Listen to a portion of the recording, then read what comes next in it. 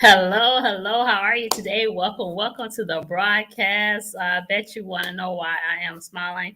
Once again, I was talking to you and I forgot to hit the go live button. So I'm just laughing at myself. But anyway, my name is Treena and I am a um, food truck startup coach, business coach, and I am helping you. I am helping cooks to turn their passion into profits with food truck startup strategies while working your 9 to 5. Yes, it can be done. It has been done. And you can do it too, okay? Well, today in this broadcast, I'm going to be talking about. There was a question that was posed to me. I'm going to be talking about the ins and outs of food truck startup. All right. I'm going to try to condense it. There is a lot that I could share with you, but I wrote down about 9 to 10 things that you should know when it comes to food truck startup. Okay. What are the ins and outs of the food truck business? All right. So, first of all, if you know of anyone who is interested in starting a food truck business, then I encourage you to invite them to the my community, which is called Food Truck Startup with Treena. You can tag them in the broadcast, invite, share, however you feel comfortable with reaching them. Okay, so let's get started. I have 9 ways, 9 perspectives of what the ins and out of the food truck business is. Okay, all right, let's get started. The first thing when it comes to the ins and out of the food truck business is that you will oftentimes have early mornings and late nights. Okay. You will have early mornings and late nights. It depends on the days and the events that you choose. If you just want to do lunches, then you may not have the early day or the late nights. If you just want to do nighttime dinner events, then it will be different. It depends on the events that you choose. And that's not leads into number two. Number two, you get to choose the events that you want to choose. That's the beautiful thing about food trucking. You don't have to say yes all the time. You don't have to go to all the events. You don't have to choose all the events. Okay, you can choose the ones that you want to go to, you prefer to go to, and you can tell the people, no, we're not interested at this time. That's one of the bonuses of that. Okay, that's why you are in business for yourself, so that you can have the freedom that you want. All right. You don't want to go and punch the clock all the time. All right. That's one of the beautiful things about this industry. Okay. The second thing is you want to set up assignments and chores for your helper, your partner. Hopefully, you have someone that's going to help you. You want to make sure you set up roles and responsibilities ahead of time. Okay, because oftentimes you don't have a lot of space. You don't have a lot of space in that food trailer or truck. And if you don't set up standards and guidelines and responsibilities, job responsibilities, then you will be running you will be running into each other all the time. Okay, I'll give you an example. In our food trailer, one end I was responsible for taking care of things on my end, and my partner was responsible for taking care of things on their end. Okay, that kept us from excuse me, bumping into each other. Excuse me, I need that, or so it is a must. Set up a plan, set up a system, all right, so that will work best for you and your team members. Okay, whoever you're gonna hire, employ, whoever's gonna volunteer. Okay, so you want to be mindful of that. Okay, it depends on your role and your assignment.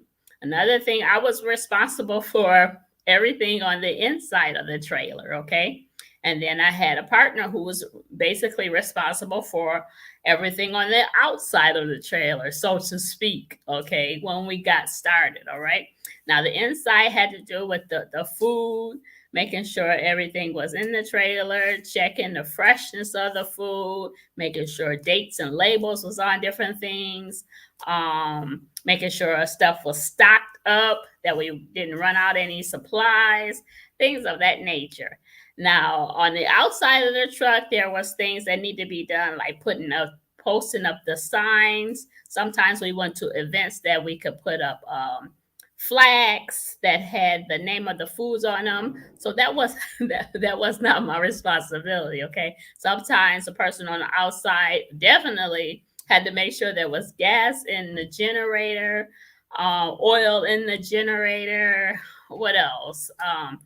Opening up the window from the outside, because sometimes you have that locked. Just making sure the outside atmosphere was welcoming the customers, okay, was inviting them there. So that's some things that you may want to consider in, setting up in your business, if you have not already done so in the business that you have. Okay.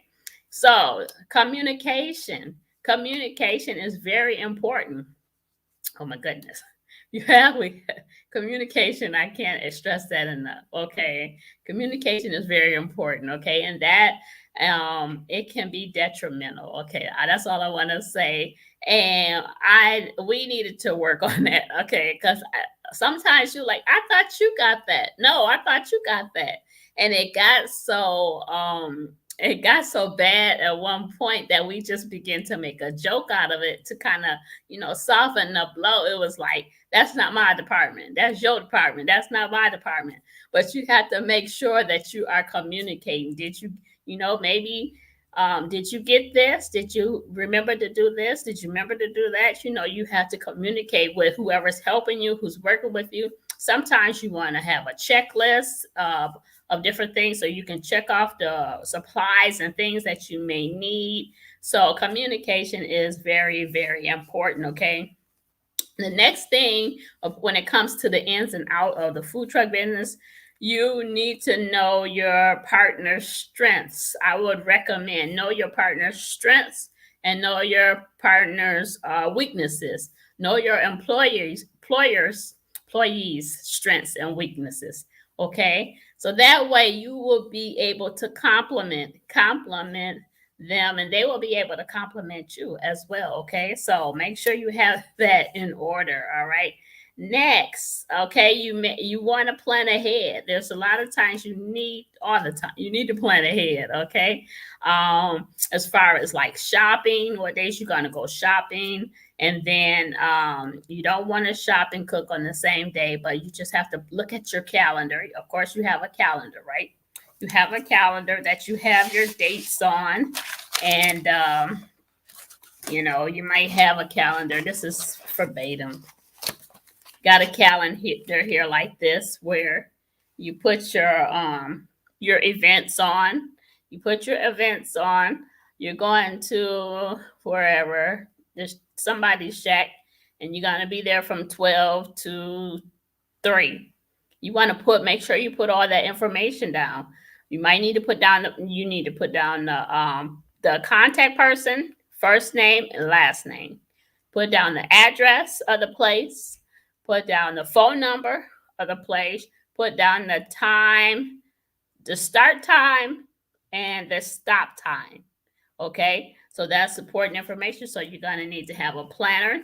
You're definitely going to need 2 planners. You need one for your office and maybe a smaller one for your food truck or trailer, so that in case somebody asks you at the spare of the moment while you're at an event, are you available on this date? Then you'll have it right there, or else you can have it, in your computer, however you prefer to schedule your events. Okay, I like to visually write down things. I'm a writer, so I like to have things in my hand versus having a computer or a laptop in the way, tablet in the way, and something could possibly spill on it. And either that could happen with the notebook, but we have a special place for our notebook and things like that. All right. So the next thing is you want to respond back quickly. You got to respond back quickly to your prospects, those who have inquired about working with you. Can you come to my event? We have this, and that. You want to respond immediately. A lot of people use email. They prefer email. Okay, they can respond back to you, not with no pressure. But a lot of times you need to just talk to people on the phone. A lot of people don't like that, but sometimes it's necessary just to get clarity. Okay, all right. You want to develop a rapport, the ins and outs. You want to develop a rapport with your event coordinator. You're gonna have to get used to communicating. Like I said, gonna have to get used to communicating with strangers you don't know. Gonna have to loosen up. You got you're just gonna have to get used to it if you want to have a look at your food truck business, okay? So you get used to that. If you're not used to talking to people, if you don't know how to I'm, I'm just saying, if you don't know how to talk to people, some people don't know how to talk to people. Let's be honest. Then you need to make sure you have your spokesperson there, just like with on TV and the news. They have certain people talking to the public, and then you have certain people that need to stay in the back and do the dishes or something like that. All right. So be mindful of that. Okay.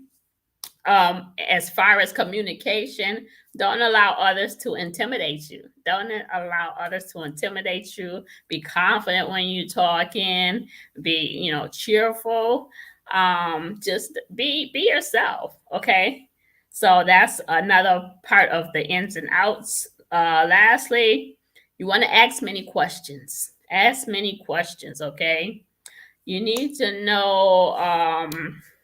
You just need to know a lot of things. You need to know that everyone will not. Oh, you need to know that this is a competitive business, okay?